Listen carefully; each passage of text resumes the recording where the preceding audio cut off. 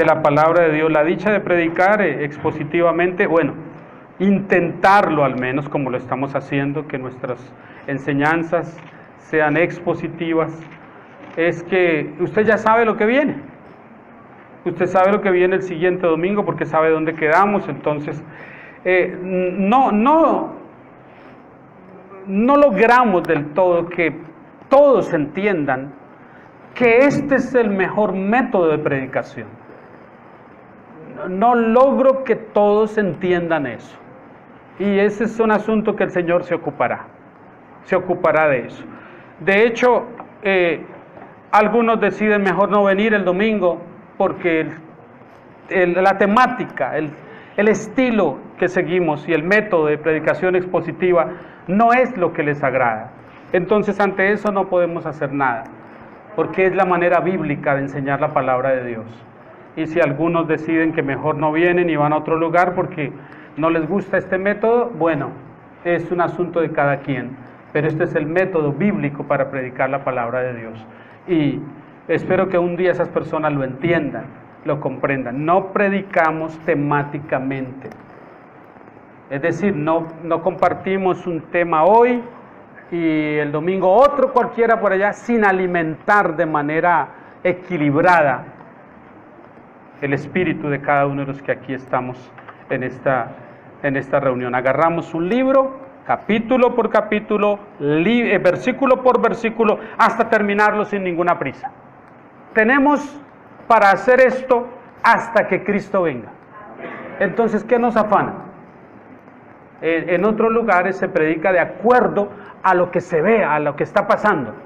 En muchos lugares seguramente la predicación hoy será sobre el tema de las amenazas y la inseguridad, porque otra vez la guerrilla se quiere armar y van cazando de esa forma. Eso no fundamenta a nadie.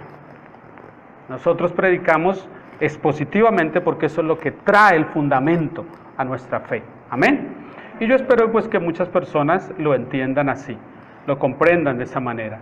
Siempre deja una inquietud que algunos decidan que mejor no, pero bueno, esa es la decisión de cada quien y no vamos a cambiar el estilo bíblico de predicación porque algunos no gustan de él.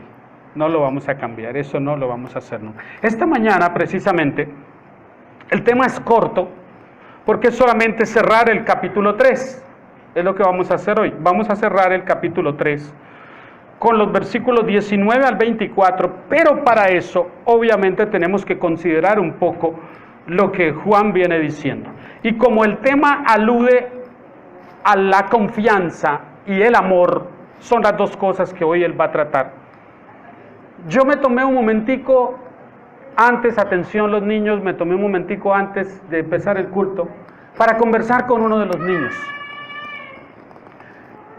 Conversé con uno de ellos y le pregunté un poco qué significaba para él la confianza en su papá. Lo pensó un ratito y luego comenzó a explicarme. Se lo pensó un rato, pero después no paraba. Después ya tuvo mucho que decir.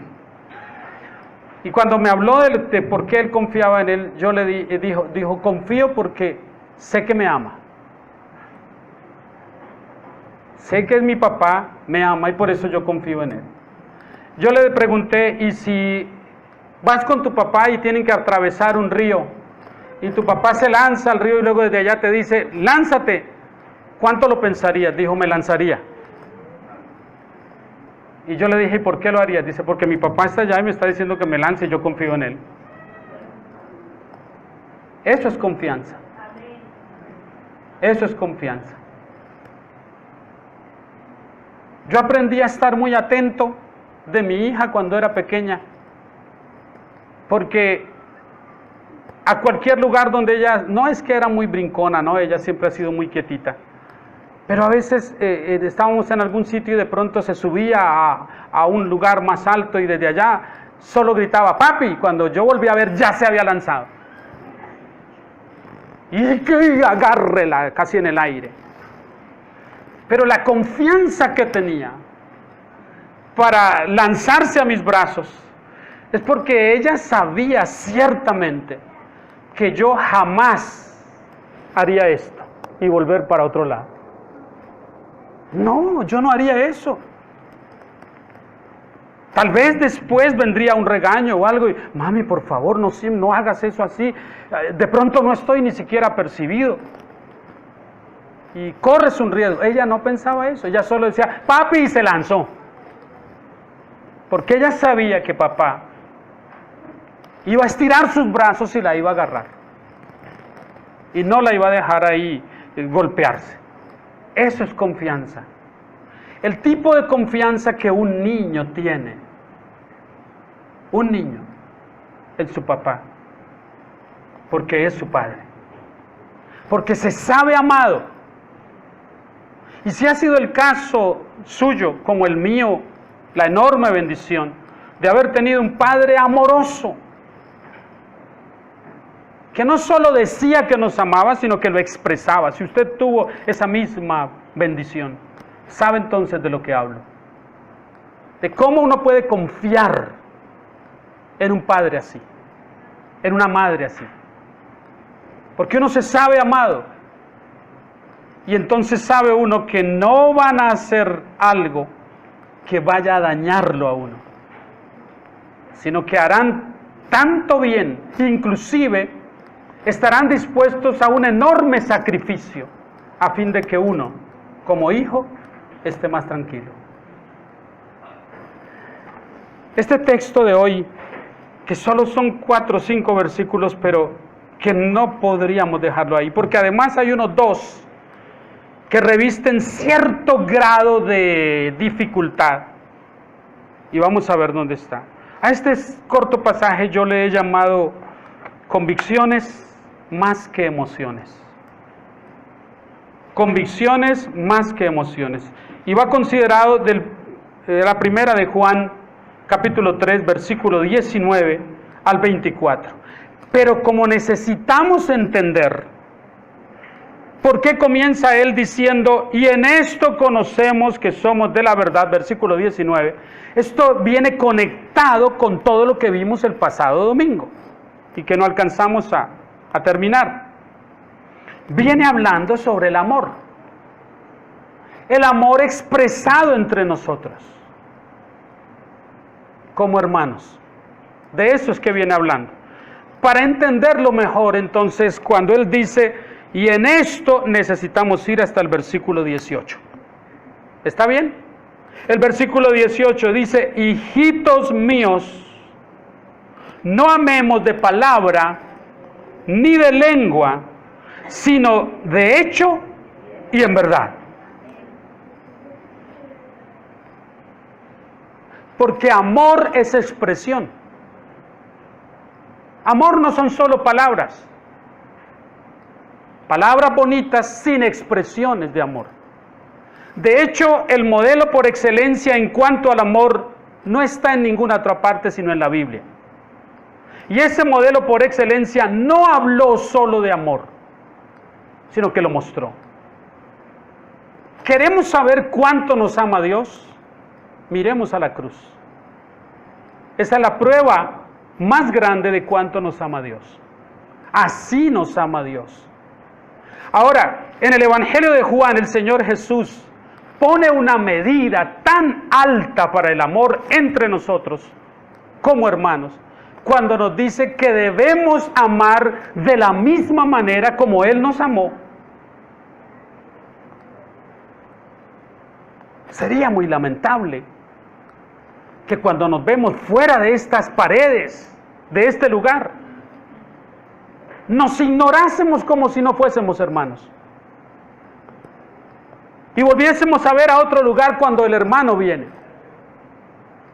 Sería muy triste que nos expresáramos cariño y afecto aquí en este escenario, pero fuera de él fuésemos unos desconocidos. Y temo que si eso pasa con algunos de nosotros, entonces suceda lo que dice el apóstol Juan. Si eso sucede en alguno de esas personas, el amor de Dios no ha sido perfeccionado. No ha sido perfeccionado. Observe lo que él dice. Amemos, pero no solo de palabra ni de lengua, sino de hecho y en verdad. Es más o menos lo que Santiago dijo y que ya fue objeto de nuestro estudio también, la epístola de Santiago. Si alguno ve a su hermano tener necesidad y solamente le dice, anda mi hermano, tranquilo, oraré por ti, no tiene idea lo que es el Evangelio ni lo que es el amor de Dios. Y lo puso más difícil acá, porque si usted ve el versículo 17 viene conectado, el 18 viene conectado con el 17. Y fue más específico todavía en el 17, porque mire lo que él dijo, pero el que tiene bienes de este mundo y ve a su hermano tener necesidad y cierra contra él su corazón, ¿cómo mora el amor de Dios en él? Esto es un enorme aporte del mal llamado evangelio de la prosperidad, que no es evangelio. Y que tampoco es de la prosperidad, porque al final solo deja ruina. Un craso y triste aporte que hace es promover avaricia en las personas. Pídale más a Dios. No se conforme con esto. Hay más para usted. Pida más, pida más. Y las personas se vuelven completamente ególatras, llenos de avaricia, queriendo acumular más. Inclusive algunos pueden tener la tranquilidad de ahorrar dinero que quizás no alcanzarán a gastar en su vida que les quede. Y el domingo pueden venir y sentarse al lado de un hermano sin inmutarse, sabiendo que el hermano tiene necesidad. Y levanta las manos y canta. Y quizás del dinero que tiene sobrante pone entre un sobre bien gordo y desfila por medio de la iglesia para llevarlo al pastor que lo reciba y de paso él exalte aquella obra generosa de esa persona. Y a su lado había un hermano que no tenía para comer. ¿Es pecado entonces ahorrar? No, no es pecado. No está mal que hagamos provisión, pero está mal que yo tenga mis ahorros en un banco y mi hermano a mi lado pase hambre. Eso sí está mal. Sí, por supuesto, yo no espero que todos estén de acuerdo conmigo. Porque muchos van a pensar, pero ese fue ese esfuerzo de mi trabajo. Es lo que yo he hecho. Tal vez el hermano ha hecho lo mismo, pero no ha gozado con las mismas posibilidades que usted. Tal vez ha trabajado más que usted.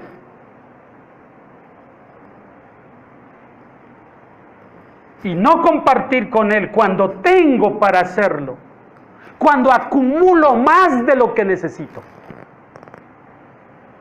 Es curioso porque si vamos a muchas de nuestras casas, si me permitieran entrar a algunas de sus casas, seguramente algunos de ustedes tienen hasta 2 o 3 televisores plasma, uno en cada habitación, otro en la sala, y solo pueden ver uno, en uno nada más pueden ver.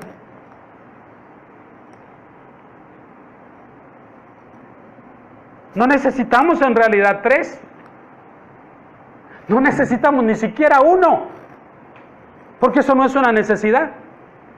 Es la sociedad que nos dijo que no podemos vivir sin eso. No necesitamos el iPhone de última tecnología, no lo requerimos. Pero todos queremos tenerlo. ¿Se da cuenta cómo están invertidos los valores en nosotros que somos hijos de Dios? ¿Cómo está la sociedad sin Dios entonces? Si nosotros mismos somos así. Yo puedo tener un celular de $1,000,000 de pesos, pero mi hermano no puede tener uno de 100,000 siquiera. Y yo no podría tener mejor uno de 300,000 y que 3 más de mis hermanos tengan uno igual. No podría ser. Nos falta esa clase de cosas prácticas. Yo no me siento cómodo cuando podría irme a almorzar a un lugar con mi esposa a gastarme 50,000 pesos en los dos, y si puedo invitar a unos hermanos y comer 5, un poco más económico, prefiero eso.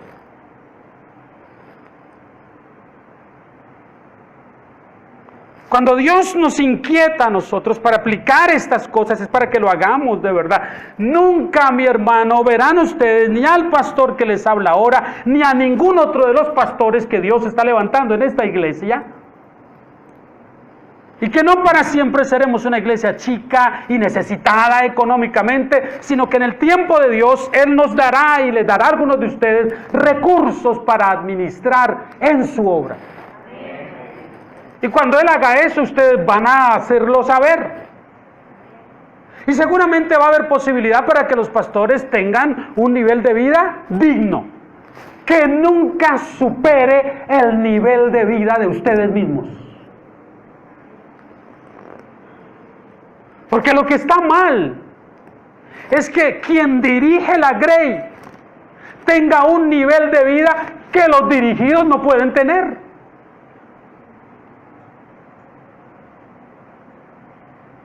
El pastor puede vivir en el mejor sector de la ciudad y puede tener el mejor auto y cambiarlo cada 2 o 3 años, porque él es el siervo del Señor. ¿Y qué son ustedes? ¿Qué son ustedes? Es un tremendo daño que se hace en esa clase de enseñanza y de predicación. Porque si Dios promete que proveerá para nuestras necesidades, es para las necesidades de todos. Lo he creído siempre, que cuando un pastor enriquece de manera desmedida y su Grey no enriquece junto con él, estamos frente a un mercader de la fe. No es un hombre con mucha más fe que los demás, no, es un hombre que aprendió cómo trasquilar a las ovejas y darse él una buena vida.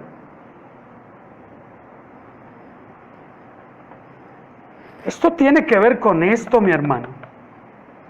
El que tiene bienes de este mundo. Usted puede tener 4 o 5 casas. Magnífico, pero solo puede vivir en una. Y las otras 4 las da en alquiler. Y recibe un buen ingreso por eso. Pero hay hermanos en la iglesia en necesidad y usted no es capaz siquiera de darle para una colchoneta a uno de ellos. ¿Sabe qué he descubierto con el tiempo? Que la gente más generosa es la gente más necesitada. La gente que uno cree que, pero ¿de dónde van a dar? ¿Cómo van a dar? Es la gente que más resulta dando. Y la gente que más tiene es la gente que más amarra. Y algunos dicen, pues precisamente por eso tienen más. No, ¿sabe que no? A mí me parece que tienen menos. Aunque tengan más. En realidad tienen menos, porque el que tenga ya más de lo que necesita y todavía quiere más, lo que tiene es una inmensa necesidad de Dios. Y por eso procura llenarla con cosas. Cuando Dios no es suficiente, entonces tenemos que venderle a la gente, la idea de que necesitan cosas, porque Dios no está siendo suficiente. Y como Dios no es suficiente, entonces quizás necesites un carro mejor, una casa mejor. Y de eso viene a hablar ahora más adelante Juan en un versículo que está por acá. Conectado con eso es que él dice, y en esto conocemos que somos de la verdad. ¿En qué? En esto que acaba de decir. En la expresión del amor incondicional, desinteresado para con mi hermano. Y el argumento de él va a girar en 2 cosas: en la confianza que tenemos en Dios y en el amor legítimo que practicamos entre nosotros como hermanos. No solo dice que conoceremos que estamos en la verdad, sino que aseguraremos nuestros corazones delante de Dios. Y ahora sí vienen los 2 versículos que revisten algún grado de dificultad. Antes de que vayamos a ellos, pensemos un poquitito en lo que es confianza. ¿Cómo aseguramos nuestros corazones delante de Dios? La confianza en Dios, mi hermano, es algo imprescindible para todo creyente. Si usted no confía en Dios, usted tiene dificultades. Para mí lo opuesto a la confianza es la incredulidad. Es la incredulidad. No confío, es porque no creo. Y tengo derecho para no creer en alguien que ya en una o dos ocasiones me prometió algo y me quedó mal. Pero ¿tengo algún derecho para desconfiar de Dios? ¿Que todas sus promesas son amén, sí, en Cristo Jesús? ¿Tengo algún antecedente en el que Dios prometió algo y no lo cumplió? Y entonces sobre esa base no vuelvo a creer. Creo que ciertamente ninguno de nosotros puede levantar el rostro al cielo y decir, me faltaste, me quedaste mal, Señor. Creo que no. Sería muy atrevido. Cuando pensamos en la confianza en Dios, es bueno que nos formulemos algunas preguntas como estas. ¿Qué creemos acerca de Dios? ¿Qué cree usted acerca de Dios? ¿Qué tanto conocemos de Dios? Porque decir que le conocemos no es suficiente. Es más, conocer inclusive teóricamente sobre Dios, intelectualmente, no es suficiente. Tiene que haber algo más que eso. Y el conocer intelectualmente no es suficiente, es un límite muchas veces y a veces un obstáculo. El conocimiento que llega primero a la razón tiene que bajar al corazón para luego ir a la práctica. Si no hay eso, no queda sino aquí nada más. Puro conocimiento y nada de práctica. Debemos preguntarnos, ¿sabemos lo que Dios dice de nosotros? Ese es el estándar por el cual usted y yo debemos medirnos. ¿Qué dice Dios de mí? Lo que Dios dice de mí, eso es lo que cuenta. Lo que las personas dicen puede ser muy importante, pero si no está alineado con lo que Dios dice, no es importante entonces. El criterio de las personas, aún los más cercanos a mí, es irrelevante cuando yo tengo claridad de lo que Dios dice de mí. En ninguna parte dice Dios de mí que yo soy un campeón. ¿Oyó? Eso no lo dice. Aunque usted escuche a Dante Gebel diciendo campeón, Dios dice que eres un campeón, no hay tal cosa. Dios mira hacia nuestro interior, hacia nuestro corazón. Y la razón por qué Él nos ve aceptables y aceptados ante Él no es por ningún mérito propio. La razón por qué Dios nos acepta, apóstol Pablo en Efesios, es porque alguien satisfizo plenamente todas las deficiencias que nosotros teníamos. Todo lo que nos faltaba a nosotros, alguien que Él mismo envió, lo suplió. Así que no es porque Él nos ve directamente, dice, imposible no verte y amarte, y no amarte. No es que Dios mira a alguno de nosotros y dice, es que no imagino el cielo sin ti. Porque ese es el mensaje hoy más o menos, ¿no?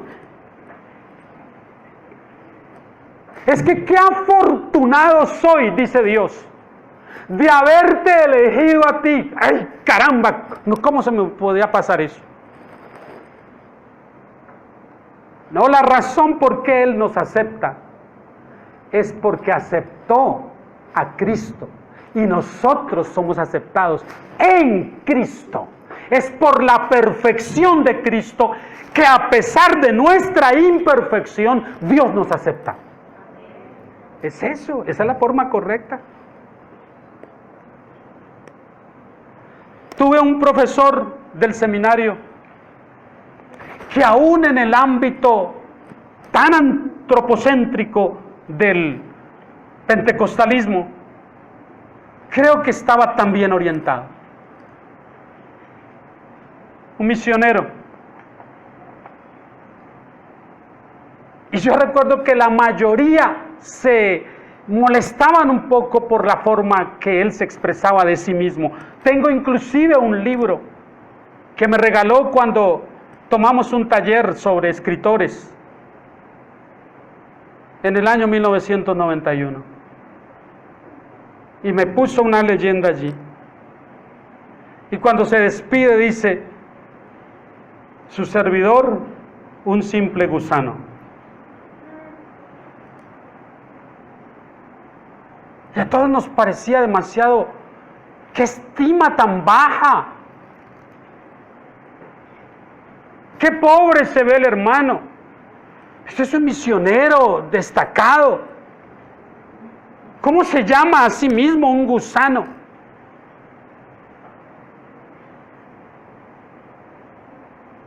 Si mi padre estuviera todavía, yo tendría que haberle presentado disculpas más de una vez. Porque aún en ese ámbito pentecostal también, mi padre la tenía clara. Y cuando se refería a sí mismo decía, siempre solía decir, soy el menos digno de todos aquí. Soy el que menos merece el trato que Dios me da. Y yo no podía procesar eso. Como recuerdo una vez, la única vez que lo traje a Cúcuta, y estuvimos en aquel lugar que todos conocen. Y el pastor de la iglesia me dijo a mí, siente a su papá allí en el lugar con los pastores. Viejo, vamos, siéntate conmigo ahí. Se sentó ahí.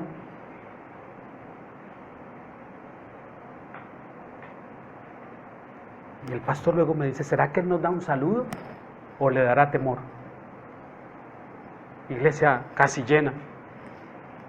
Viejo, que si quieres pasar a dar un saludo un momentito. Yo, sí. ¿No te da algo de nervios, papá? No, mío, está bien, yo saludo. Y yo fui con él hasta el púlpito, tomó el micrófono. Aló, ¿me oyen? Dijo así. Sí, papá, atrás, yo atrás. Sí, papá, ya lo están oyendo. Hable. ¿Cómo recuerdo? Yo soy el más indigno de estar esta noche ante ustedes. Yo no soy más que un miserable pecador. Y yo estaba atrás que les... ¡Papá! La tenía tan clara. Tenía tan claro lo que él era frente a la santidad de Dios, que el que estaba completamente alucinando era su hijo ministro, que orgulloso estaba levantando su cabeza porque su papá estaba allá. Él la tenía más clara que yo. Porque toda la dignidad que nosotros tenemos no es por algún mérito nuestro, es por la dignidad de Cristo. Dignidad que el Padre le reconoce y que la aceptó en el sacrificio. De lo contrario, mi hermano, mire, No tendríamos ninguna esperanza, pero ninguna. Y los versículos que vienen ahora nos va a decir un par de cositas interesantes. La confianza en Dios está basada en todo lo que Él ya ha hecho por nosotros. No está basada en nuestro desempeño, no. Si la confianza que nosotros tenemos en Dios se basara en nuestro desempeño, no tendríamos más que frustración. Porque mi desempeño, a la luz de lo que Dios espera en la Escritura, siempre es deficiente. Siempre es deficiente. Siempre nos falta un poquitito más. Y ojalá fuera un poquitito, a veces es un pocotazo. Cuando nos medimos frente a los estándares de Dios, siempre descubrimos que estamos cortos. ¿O no? Bueno, esa es mi experiencia, ¿no? Siempre, y a veces, de un domingo a otro me siento más corto. Mayor la faltante. Mire lo que dice Juan seguidamente. Pues si nuestro corazón nos reprende, mayor que nuestro corazón es Dios, y Él sabe todas las cosas. Amados, esta es la primera opción, si nuestro corazón nos reprende. Pero la segunda es si nuestro corazón no nos reprende. Amados, si nuestro corazón no nos reprende, confianza tenemos en Dios. Y cualquiera cosa que pidiéremos la recibiremos de Él, porque guardamos sus mandamientos y hacemos las cosas que son agradables delante de Él. Vamos hasta ahí por ahora nada más. Hablemos un poquitico cuando el corazón nos habla. Cuando se usa aquí la palabra corazón, en realidad está siendo utilizada en el mismo sentido que conciencia. Cuando nuestra conciencia nos habla. La pregunta es, ¿qué nos dice nuestra conciencia cuando nos habla? Cuando la oímos hablar, ¿qué nos dice? ¿Nos reprocha algunas cosas o nos aprueba otras? ¿Qué nos dice? ¿Qué le oímos decir? Si un corazón está alineado con los mandamientos de Dios, nos hablará constantemente.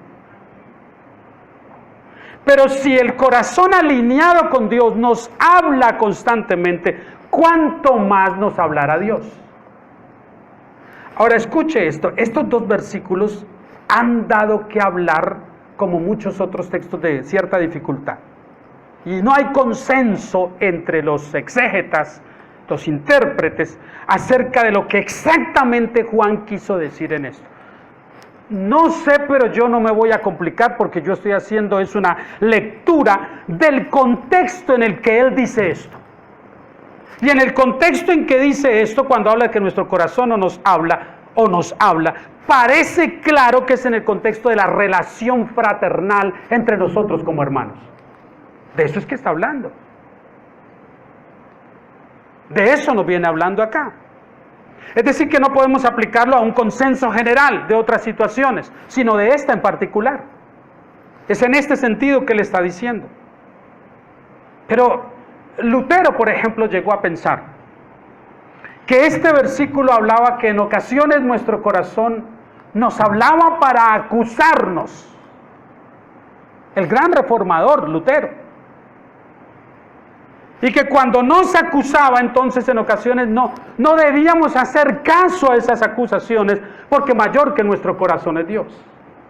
Calvino no estuvo de acuerdo con esa postura, y yo tampoco estoy de acuerdo. Calvino dijo más bien, no, aquí Dios no está tratando de suavizar algún asunto cuando nuestra conciencia nos habla. No estoy diciendo para acusarnos o no. Simplemente cuando nos habla.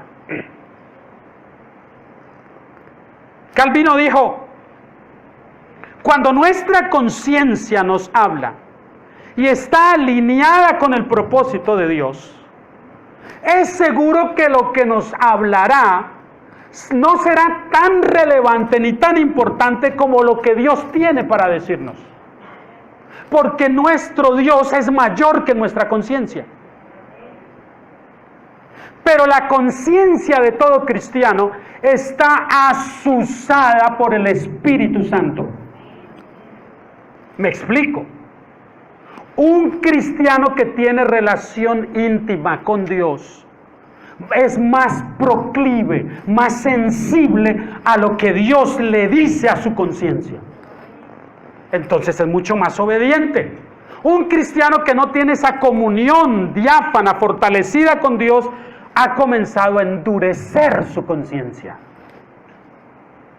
Y entonces comienza a practicar ciertas cosas sin sentir ninguna clase de conciencia que lo cargue, que lo acuse.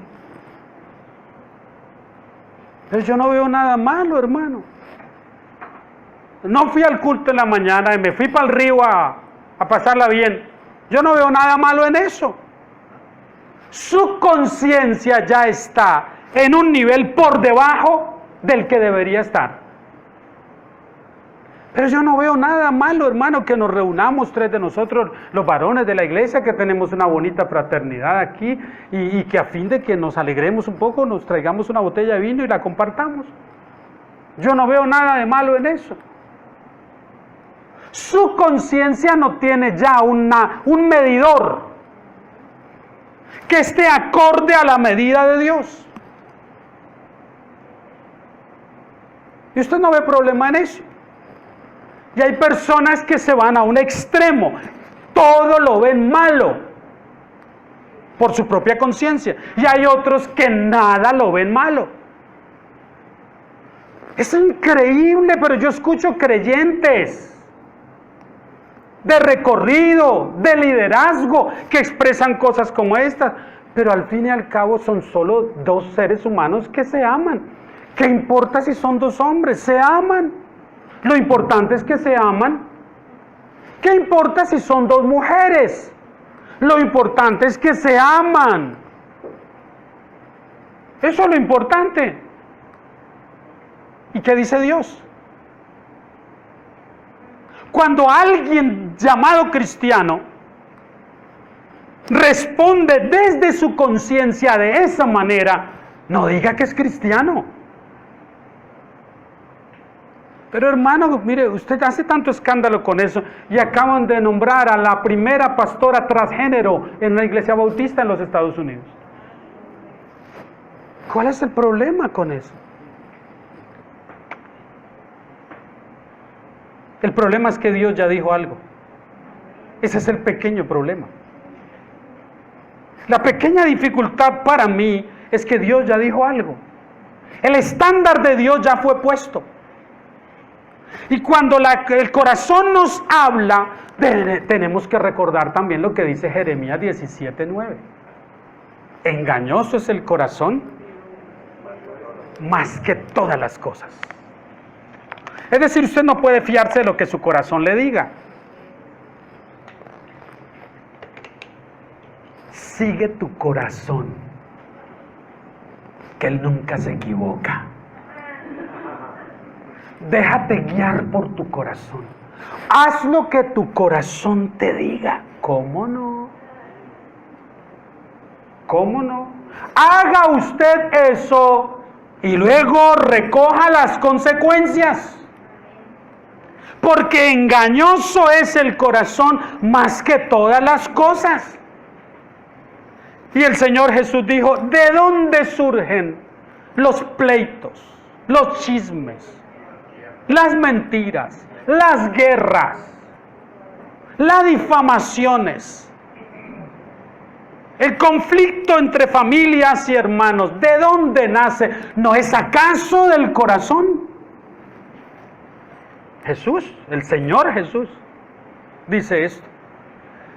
Y sin embargo, lo que escuchamos hoy es sigue tu corazón. Y lo vemos de manera muy romántica hasta en las películas y todo, ¿no? Maestro, ¿qué haré para tal y tal cosa? Hijo mío, solo sigue tu corazón. Él te guiará. Después no nos muestran dónde termina ese que se dejó guiar por su corazón. Pero ojalá nos lo mostraran, porque no termina bien. La única manera para que nuestra conciencia se convierta en guía certera es que esa conciencia esté siendo constantemente procesada y pasada por el filtro de la palabra de Dios y de su Espíritu Santo. Entonces sí, nuestra conciencia nos va a guiar. Ese es el segundo caso que plantea Juan. Dice, y si nuestro corazón no nos reprende. El primer caso es cuando el corazón habla, pero el segundo caso es cuando el corazón no habla, cuando no nos habla, cuando no nos dice nada, cuando calla. ¿Será porque está confinado en el Señor? Y entonces, confinado en el Señor, el corazón o la conciencia calla. Una cosa es cierta, hermano, nuestra conciencia va a estar mucho más despierta cuanto más cerca estemos del Señor. Es decir, las circunstancias y las situaciones pecaminosas van a ser identificadas mucho más fácil para un creyente que vive cerca del Señor, porque su conciencia va a estar mucho más despierta. Para algunos aquí decir una mentira puede ser algo irrelevante. Es solo una mentira, ¿quién no miente? Pero para otros puede ser algo absolutamente grave. Tan grave como un adulterio.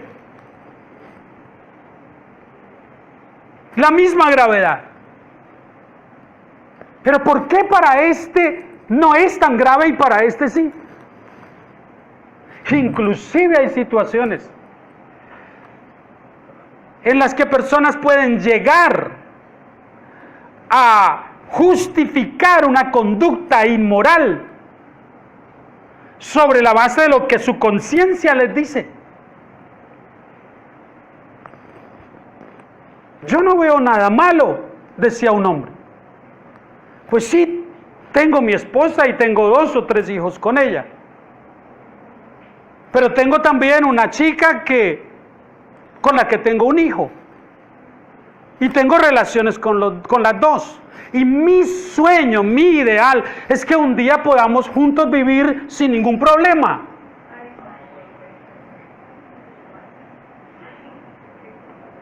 ¿Y qué opina su esposa y qué opina la niña?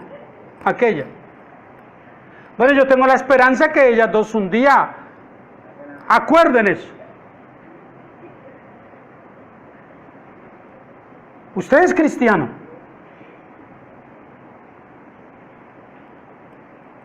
La pregunta sobra, porque obviamente no es cristiano.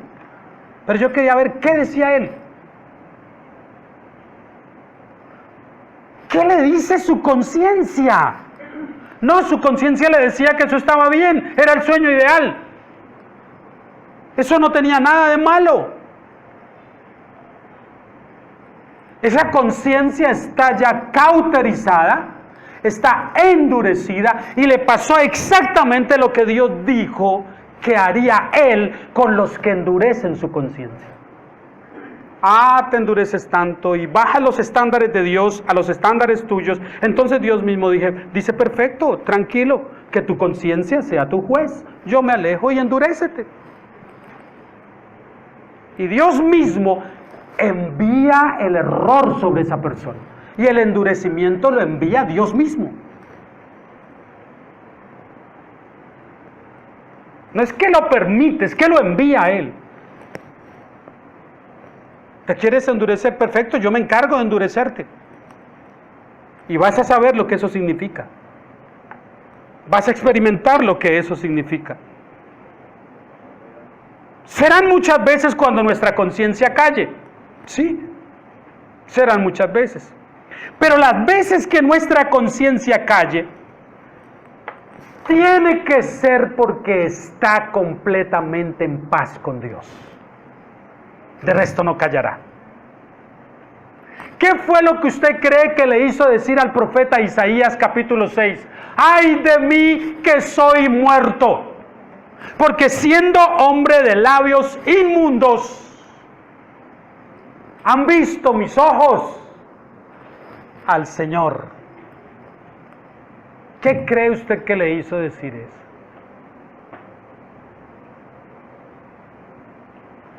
¿Qué cree que le hizo agudizar su conciencia al extremo que el pecado más insignificante lo vio en toda su magnitud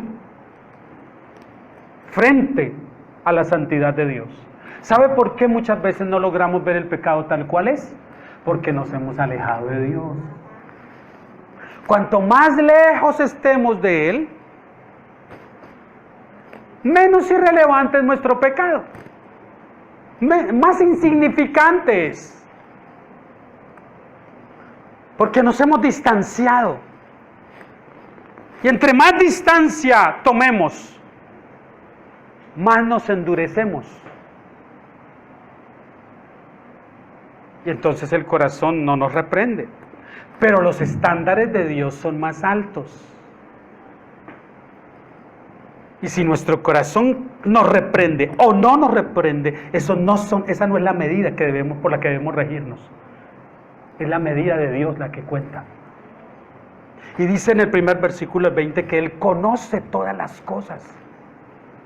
Dios conoce más de lo que nosotros vemos, más de lo que las personas ven.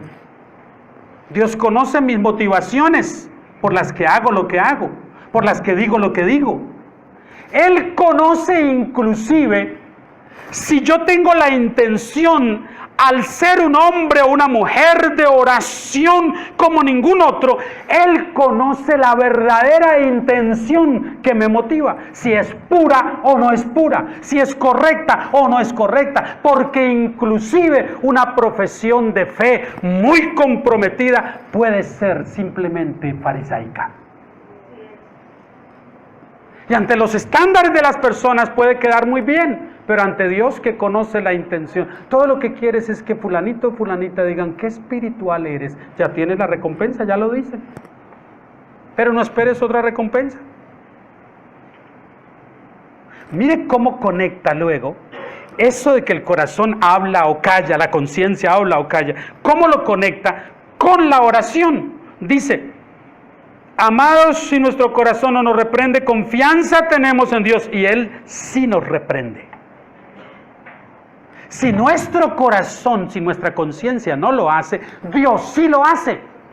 Este no es un texto para tranquilizarnos y decirnos, cuando su corazón le diga algo, usted dígale, no, yo soy hijo de Dios y tal cosa. No. Este es un texto que viene a exhortarnos. A decirnos, si tu corazón no te reprende, si tu conciencia no te reprende de algo, Dios sí lo hace.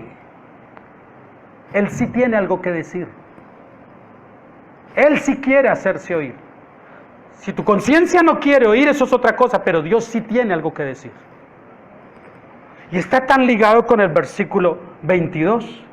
Tenemos confianza y por eso cualquiera cosa que pidiéremos, la recibiremos de Él. Ay, hermano, ¿se da cuenta que entonces sí funciona el evangelio ese?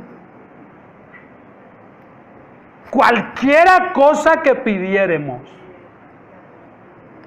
Pero estamos hablando de una conciencia que está aguzada por el Espíritu Santo. Tenga en cuenta eso primero. Mire las tres cosas que dice Juan acá.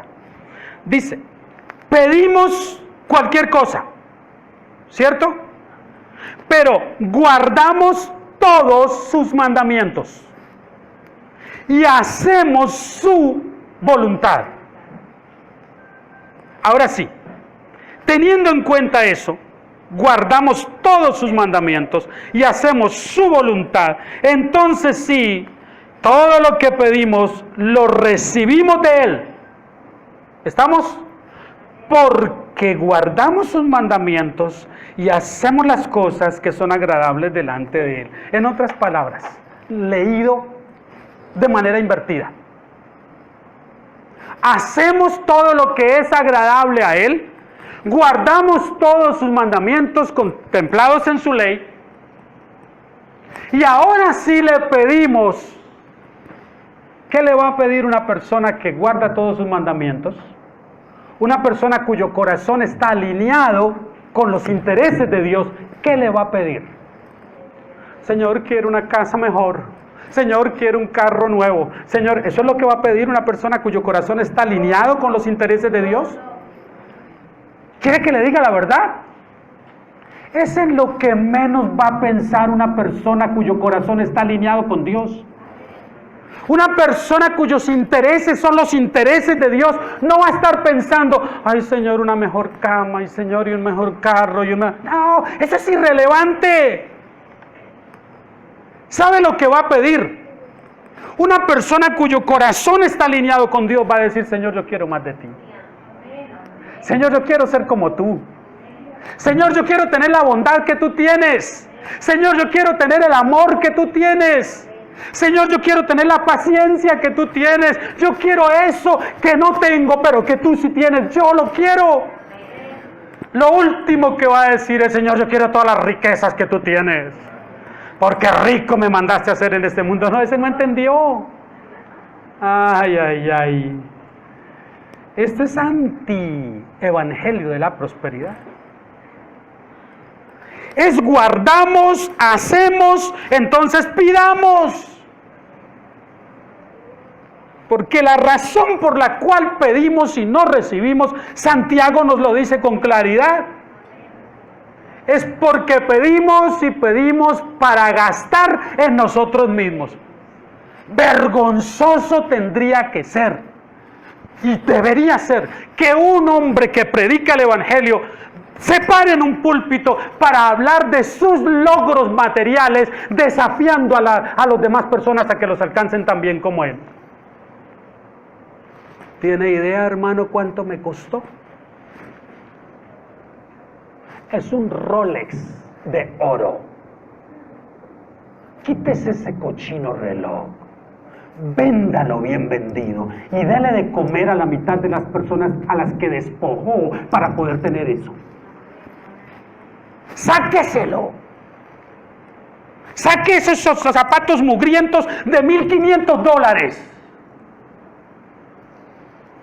y compre 15 o 20 pares de zapatos de $50 y calce, hermanos, que no compran calzado hace más de un año. Haga eso y luego dígame que su corazón está alineado con Dios. Pero que nadie venga a presentarse como ejemplo de ser bendecido por Dios a expensas de una grey ingenua, pero interesada también. Eso es un error. Y condenamos desde la palabra eso porque el Señor condena eso. ¡Ay de vosotros!, dice el Señor. ¡Ay de vosotros! Muchas de nuestras oraciones no son contestadas por eso, porque pedimos para gastar en nosotros. Señor, mira, Señor, todo lo que necesito es una motocicleta, Señor, al menos una moto, para ir al culto fielmente, para ir a las reuniones. Y el domingo, ¿y dónde está el hermanito que tanto pedía la moto? Bueno, entre todos reunimos y el Señor nos tocó y le regalamos una moto y lo perdimos porque el hermano ahora la pasa en el río. Para eso quería la moto. Señor, si solo me das una casa, que es que tanto pagar arriendo, Señor, tanto. Y llegó la casa, y el hermano, ¿por qué no vino? Porque la casa, el que se la dio no es capaz de cuidársela, entonces él se queda cuidándola y no viene al culto. ¿No es así como somos? Ay, hermano, pero es que el carro me lo dio el Señor también y el carro ahora, y el hermano anda, ¿dónde está? No, está en el eje cafetero, hermano, va a estar 3 semanas, ¡qué bendición! ¿Sabes hasta cuándo es una bendición? Hasta que nos dicen, se estrelló el hermano. Que de alguna manera Dios llama nuestra atención. Si somos suyos, llama nuestra atención. Mire cómo termina esto. Dice, y este es su mandamiento, que creamos en el nombre de su Hijo Jesucristo. Y si creemos, entonces esa creencia, que no es solo intelectual, sino que es práctica también, expresada en amor, nos hará profundizar el amor entre nosotros. Cuando guardamos los mandamientos del Señor, eso conduce a permanecer, y eso es lo que dice, y el que guarda sus mandamientos permanece en Dios y Dios en él. Y en esto sabemos que Él permanece en nosotros por el Espíritu Santo que nos ha dado. Y el apóstol Pablo dice en Romanos 8:16 que el Espíritu de Dios atestigua a nuestro espíritu de que somos hijos suyos. Es el Espíritu de Dios el que atestigua que yo soy hijo de Dios, que usted es hijo de Dios. Sí, a pesar de tantas cosas. A pesar de mí mismo. Porque si yo tuviese que hijastrar a alguien, hacerlo hijo mío, no escogería a Néstor Ortegón. ¿Me está entendiendo? Yo no me escogería a mí mismo como hijo porque me conozco. Pero Dios me conoce mejor que lo que yo me conozco y me eligió. Y todo lo que espera Dios ahora es que la expresión del amor que Él me tuvo, yo lo manifieste también a otros. Debo decir que hay cierto temor en mí. Porque esto no, todo lo que venimos enseñando no puede quedarse en tan bonito, ay sí, qué bueno, uy sí, como el Señor explica la palabra. No, esto tiene que ser expresado. Tiene que llevarse a una vivencia. Por eso alimentamos cosas como estas, hermano. Estemos atentos. No para chismear, no para nada de eso, no. Para asistirnos el uno al otro. Nada me dice más a mí que el amor de Dios está completamente inundando la vida de alguien que cuando veo su respuesta a la necesidad de otro cuando se le expone. Inmediatamente esa persona dice, y fue bonito esta semana porque lo vi en varias personas. Pastor, mire, a raíz de esto, hay esto que yo puedo hacer, hay aquello. Y ver esa respuesta le dice a uno, esta gente se entendieron. Entendieron de qué se trata. Y eso es prueba de que el amor de Dios está en nosotros. Y como bien le decía yo a alguien ayer, es que cuando hacemos una solicitud para asistir a alguien, no estamos pidiendo que una sola persona dé todo lo que esa persona necesita. Es que estamos requiriendo tanto para ayudar a tal persona. No le estamos contando eso para que usted sea el que se cargue. Es que está necesitando 1,000,000 de pesos. ¿Y yo de dónde? No. Pero seguramente usted tiene 20,000 pesos y con eso puede ayudar. Y eso es algo. Y hay 20 hermanos más que también van a ayudar.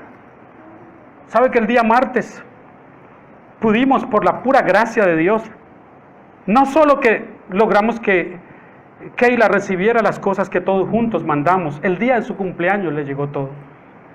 Y aunque ella no es consciente, su mamá puso todo en la cama y nos mandó una fotografía para que viéramos todo lo que había recibido. Agradecidos hasta decir nada más. Creo que el jueves, y el jueves logramos hacerle un giro de algún dinero. Y su mamá me respondió inmediatamente, usted no tiene idea, pastor, no la conocemos, no nos conocemos, usted no tiene idea lo que significa esta ayuda para nosotros. Eso quiere decir, dice ella emocionada, eso quiere decir que hoy vamos a comer arroz y sardinas.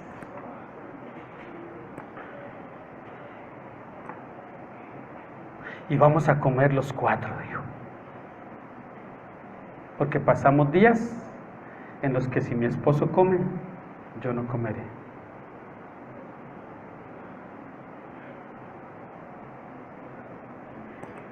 Y cuando uno siente que fue un paliativo para que eso fuera posible, entonces experimenta uno el gozo del que el Señor habló. Más bienaventurado es dar que recibir. Eso es lo que yo tengo en contra de los señores de la prosperidad. Yo los quiero ver dando, siendo generosos, no pidiendo. Porque sé que el principio para que Dios le dé a uno es que uno sea el primero en dar. Pero ellos solo saben pedir. Claro, y es que es muy fácil que si yo pido a cada uno de ustedes aquí 100,000 pesitos, por favor, cada uno. Wow, me voy a ir bien, ¿no? Cada uno 100,000 pesitos. puede ser lo de 2 o 3 meses de trabajo para algunos de ustedes. Pero ¿cómo ve Dios eso? Yo sé cómo lo ve. Yo sé claramente cómo lo ve Dios. Y por eso no soy capaz de hacerlo. Porque sé cómo lo ve Él. La única vez, hermano, que yo intenté alinearme con ese falso evangelio por allá en Ecuador, hasta vendieron los CDs a la salida. Los estaban quemando ahí mismo la prédica que di. Y a la salida estaban vendiendo los CDs a $5. Ojalá pudiera recogerlos todos. Y después yo fui a querer dormir esa noche. Y no tenía tranquilidad. Señor, este no soy yo. Este no soy yo. No puedo con esta clase de mensaje. Y el apóstol a donde me enviaron me llamó al otro día. Él es apóstol, yo era siervo. Gloria a Dios por eso. Siervo, están pidiéndome en 4 iglesias aquí en Guayaquil que si tiene agenda para ir. No, hermano, no. Yo ya voy de regreso. No. Porque Dios me reprendió toda esa noche. A ti no te tengo para esto. Y aunque el apóstol que me abrió puerta ya, cuando le conté, dijo, por eso es que vives la vida miserable que vives. Aquí estoy yo, por la gracia de Dios, viviendo esa vida miserable, y Él ya no está. Y Él ya no está. Con todo y su dinero, con todas sus riquezas, porque tuvo y dejó buen dinero, ya no está. Pero aquí estoy yo, por la gracia de Dios. Señor, tu palabra nos exhorta. ¿Y de qué manera?